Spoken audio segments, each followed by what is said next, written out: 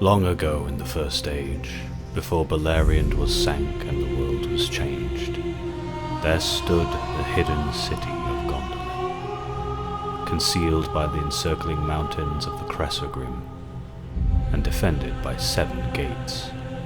It stood in the valley of Tumladen, hidden from friends and foe alike. For hundreds of years it stood, last defence of the Noldor, in defiance of Morgoth. Until at last, it was betrayed and fell to Melkor's legions.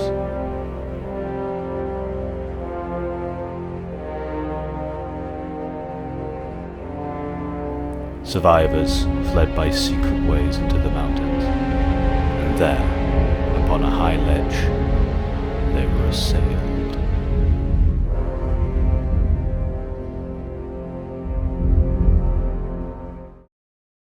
Hello everybody, my name's Kieran, welcome to Minismith.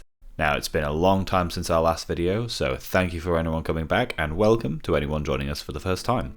Today in this video we're making a diorama of one of my favourite scenes from the Silmarillion and the Fall of Gondolin, Glorfindel versus the Balrog. To start we use a picture frame. We only need the wooden frame, so remove the paper, rubber, spacers and plexiglass. Afterwards we're left with just the hardboard backing.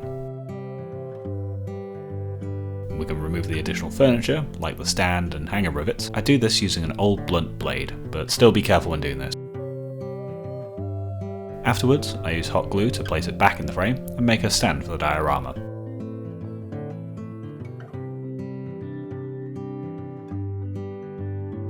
To form the structure and rough shape of the high cliff, I use blocks of expanded polystyrene. Using these, I block out a shape and use hot glue to lock it into place. Then, using a fresh blade and my hobby knife for cleaner cuts, I begin to shape it. This doesn't have to be neat, as we'll be building on top of it for the final shape and detail. When working with expanded polystyrene, be sure to clean up regularly between the steps and have a good vacuum on hand, otherwise the little bubbles will go everywhere. This stuff is like glitter. To build a convincing cliff face, I turn to using rock moulds from Woodland Scenics and casting plaster. While it's not my favourite material to work with, it is cheap and has a quick curing time, so it's ideal for making a large volume very quickly without breaking the bank. Be sure to cover everything as it's water activated, which makes it difficult to clean up if you spill it. Following the weight ratios of plaster to water, we mix up small batches. Make sure to stir thoroughly to have a homogeneous mix and avoid any dry lumps at the bottom. Pour the mixture into the mould, avoid overfilling as they're quite shallow and the mould doesn't lie flat unless you prop it up. Once it's cured, you can demould the rocks, which is always satisfying. I applied these to the polystyrene using PVA glue, which isn't the best for the job. It's got a long curing time and doesn't like to stick very well to the plaster rocks. But whatever glue you use, don't be shy about pushing these into place. They might crack, but that's usually a good thing, as these can be covered later with modelling compound or left as natural cracks in the rocky surface. It'll add to the realism and help disguise the fact that it's a lot of repeating textures. Now, it was at this point I realised everything I'd done up until this point was rubbish. The rocks were too small, the cliff was too short, and there was a lot of unused space at the base. So I did what any reasonable person would do, and I destroyed it and started again. I didn't completely destroy it. I salvaged the polystyrene to still form the structure of the cliffs, although I reorientated it, and the frame can be reused in future projects as well as the salvaged rocks.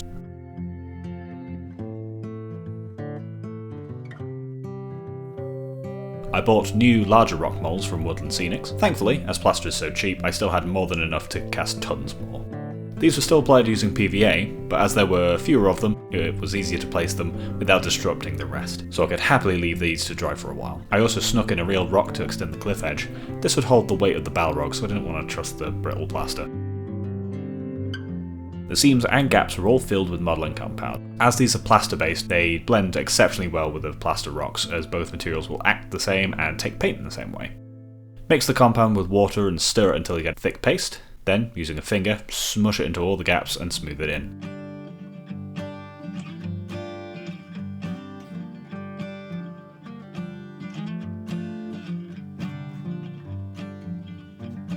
Then, to paint this, I'll be using a variation on the leopard spotting technique. This uses heavily watered down acrylic paint. The colours run and blend together. As with all things natural, variety is the key to making it look realistic in both colour and texture. So even this bold bright green will work into the realism.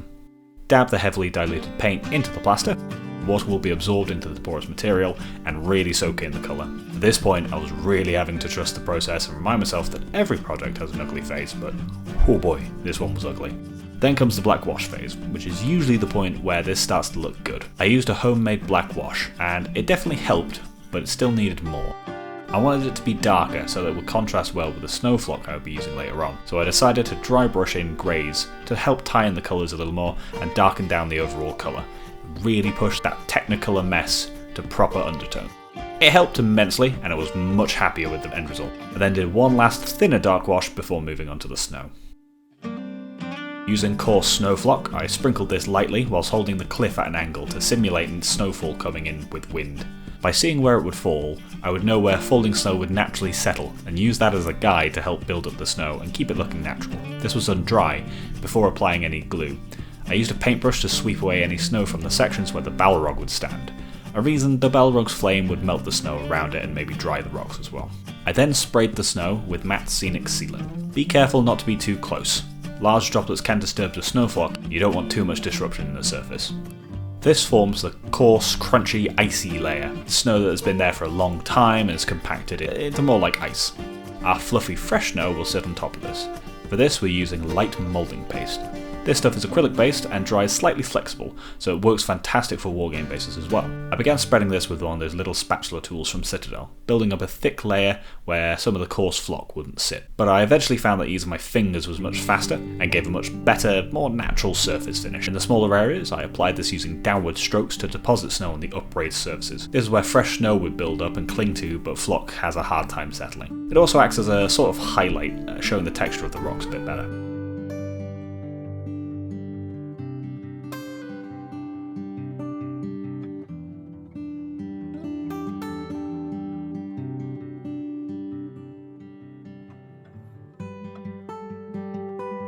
After the snow, I felt something was missing, so I decided to add icicles. These proved quite a challenge to make as I wasn't sure quite how to do them. I didn't have any clear resin to print with, but I also wanted to have variety. So I devised a method which, although a little fiddly, I think works great. Using plastic wrap, twist it into a point. The wrap should hold its shape. You may need to use scissors to trim any hooked ends, but try and avoid it as it can change the shape and make it bulge at the end rather than form a tip.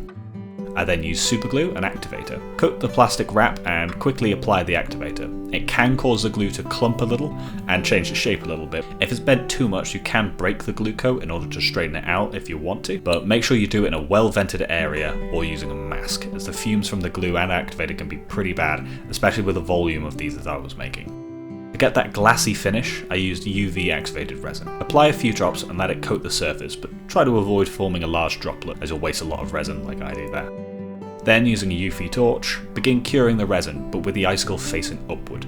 The resin will take a few seconds to cure to the point where it stops moving, so by pointing it upwards, the resin will build up on the base of the icicle, giving us that nice cone shape we're aiming for. You can do several layers of resin as well to build it up, in case you want thicker or thinner icicles to add a variety. These were then applied using UV resin to give a seamless bond to the cliff, which also looks like more ice holding it in place. I seriously underestimated how many of these I would need, so I had to make several batches, so there is some difference in the quality of some of them, but I think that adds to the natural look, and is definitely not just an excuse. Even with the icicles, it still didn't feel right, that there was something missing. So I decided to put a tree growing from the cliff face, reaching up into a curve. To do this, I used another Woodland Scenics product, one of their tree armatures. These can be twisted and bent to give different poses. I also felt it was a little too dense for a cliff-hanging tree so far up a mountain, and I didn't want it to be too busy to distract from the minis. So I trimmed away most of the branches, and filed away some of the nubs. Having a few to look like broken branches was fine, but I didn't want too many. For the canopy, I used seafoam. It gives a great scale branch network to expand the armature, and gives a good surface to hold flock for foliage. This is applied with superglue and activator. Again, make sure it's well ventilated to avoid headaches and health risks.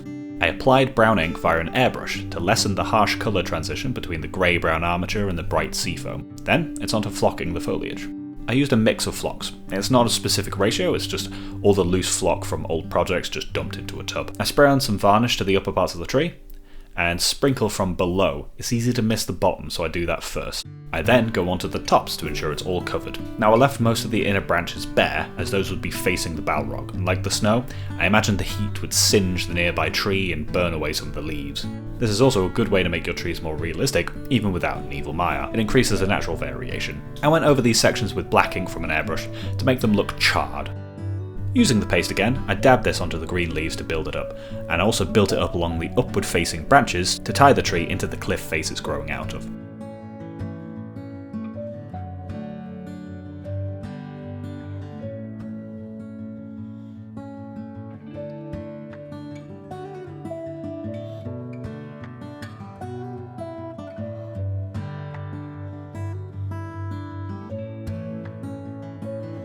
I drilled a hole and superglued in some wire to pin it to the cliff before covering the joint with more moulding paste to form a snowdrift around the roots.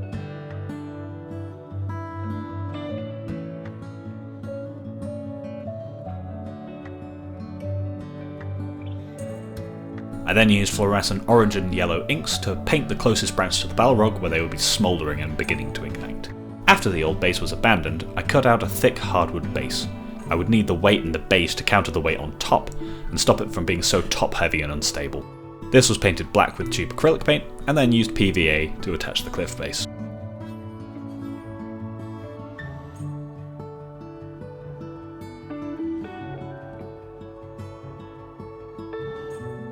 I tried sealing the gap at the bottom with hot glue unsuccessfully, so instead I used modelling compound mixed with black paint to fill the gap. Then covered the bare polystyrene back with cardboard and painted it black, and then it was on to the models.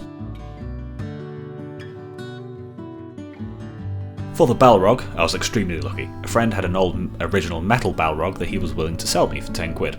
It was in a rough shape, but it was such a lovely old model. Being metal, it was easy to strip down with some Wilco paint stripper without having to worry. This stuff isn't suitable for resin models as it'll soften them up, but metal and plastic, it works great. After soaking it for a few hours, I could remove the stripper and paint with some water and an old toothbrush. Just scrub it off and rinse, and it's good as new.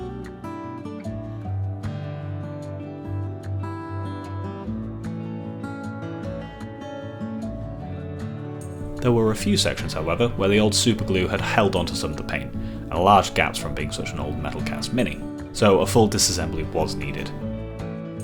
Using a blunt knife to wedge and chip away the superglue, as well as good old-fashioned brute force, the Balrog was disassembled and cleaned up.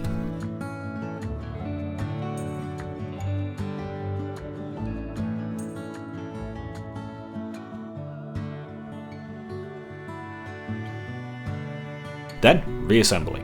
There were going to be some pretty huge gaps and areas where the contact points didn't always make some great contact just because of its age. So for this I used gel superglue for the majority, and as always I glued the tube shut.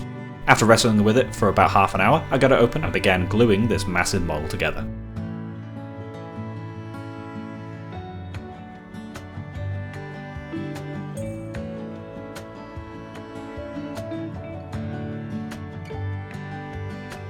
I chose to leave the left arm off for now, as I wanted to repose it to interact with the environment it would be placed in. Gaps were filled with green stuff, any brand will do, but I found that if you search Leadertite online rather than green stuff, you'll generally find it cheaper than from hobby places. As always with green stuff, keep your hands and tools damp to avoid it sticking to them rather than to the model. Then just smooth it into the gaps to remove the join lines and fill the gap. The left arm was reposed and glued to give it the appearance of grasping the cliff to hold itself onto a narrow ledge, to give the sense of it menacingly advancing on Glorfindel. The gap between the torso and shoulder was filled with green stuff, and I had to do some rough bodge sculpting to continue the cracked, lava-like pattern, but luckily it would be facing away from the viewer, so it wouldn't be too visible on the final diorama.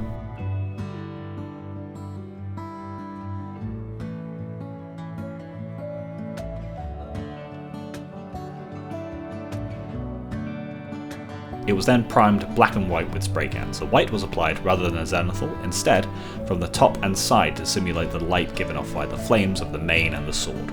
Body and wings were painted with black contrast paint with a brush. Then given a dry brush of Essen Grey for a quick highlight and to bring out the texture on the wings, being careful to avoid the parts that would be fire.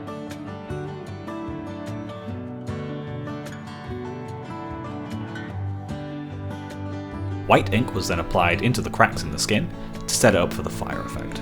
More white ink was applied through the airbrush to help with the OSL effect of the fire. I masked off the wings with paper to stop too much overspray, but it was honestly a bit futile and led to a bit of a harsh line where the paper covered rather than a smooth transition. The fire effect was done with the airbrush, starting with cadmium yellow ink applied all over the white areas. A gradient is then established with fluorescent orange ink, and finally some red ink is applied just to the tips. Feel free to play around with effect, as different gradients give dramatically different feelings to the heat and intensity. In the future I might even skip the red tips to imply hotter fire. I then make sure to repeat this on the face as well, as the Balrog's fire also comes from its eyes and mouth. This is where I made another mistake. I applied varnish to the delicate fire. Airbrushed ink can be very fragile, so I wanted to protect it, but I'm honestly not sure what went wrong. Maybe I hadn't left it long enough to dry and reactivated the ink with the varnish, or perhaps the varnish just had a strange reaction with the inks. But either way, it completely ruined the first attempt and caused the ink to run. So frustrated, I went back off camera and redid the fire again.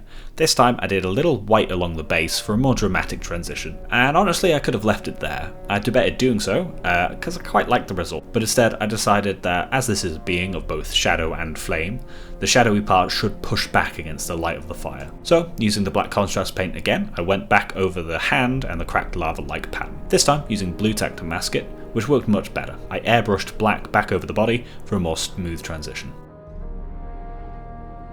I dry brushed grey to pick out the ray surfaces again to bring out the detail, but for the sections closer to the fire I decided to take a page out of old comic book techniques. For highlighting black, I used purple to give it a warmer highlight rather than the grey. I then knocked back those colours a little bit with someNolon oil, picked out the eyes with white ink before calling it done.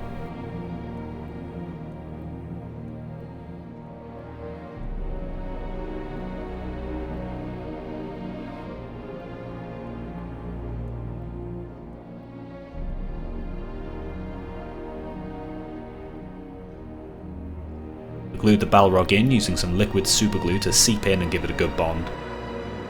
And then, it's on to Glorfindel. Last year, Games Workshop released a new Glorfindel model in resin from Force World. It's gorgeous. This project's original aim was to give a send-off to the old metal miniature I had. However, my original order was missing a part, and when I contacted Forge World about this, they gave me a completely new box.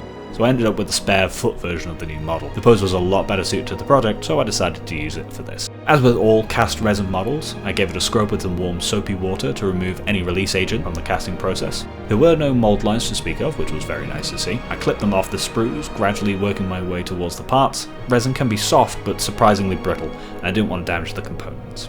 The contact points were also sanded smooth as well. The body was glued together, but the head and arms left separate for painting to make it easier to reach the body. These parts were primed black and given a zenithal of white spray. It's a very intricate model, so it really helped seeing the details. The armour was given a base coat of bright gold from Proracryl, and the skin was base coated with Kislev flesh. Both were then washed with Reikland flesh shade. The warm reddish tone really helps give depth to both the skin and gold colours. The sword and mail were base coated with lead belcher and then washed withNolon oil.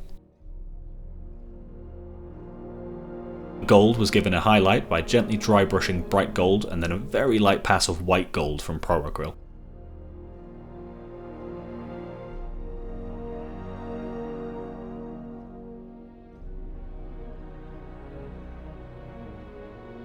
The steel was then highlighted with the dry brush of Stormhove silver.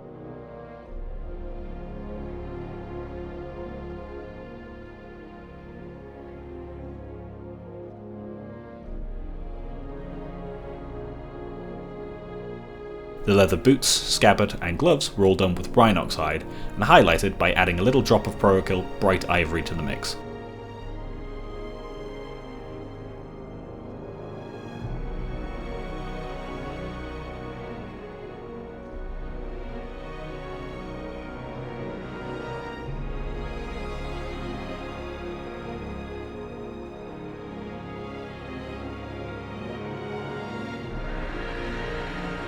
A wash of Agrak's Earthshade was added to smooth the transitions and darken the recesses.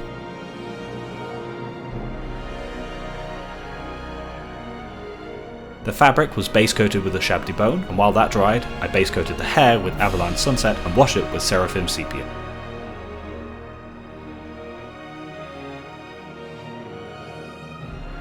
Adding bright ivory to the Ashabti bone and mixed a gradient for the cloak, began to layer up the folds, leaving the bone colour in the recesses, building up towards white before doing the very highest points of the cloak with white scar.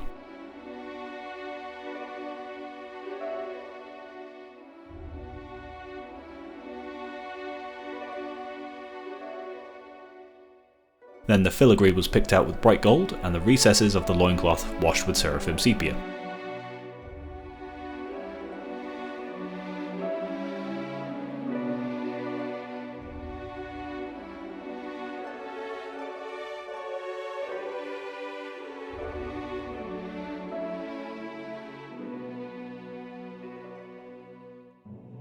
It's not going to win any golden demons, but I'm pretty happy with the result. It was then glued together and placed on the diorama, ready to face down the servant of Morgoth and buy the refugees of Gondolin a chance to escape.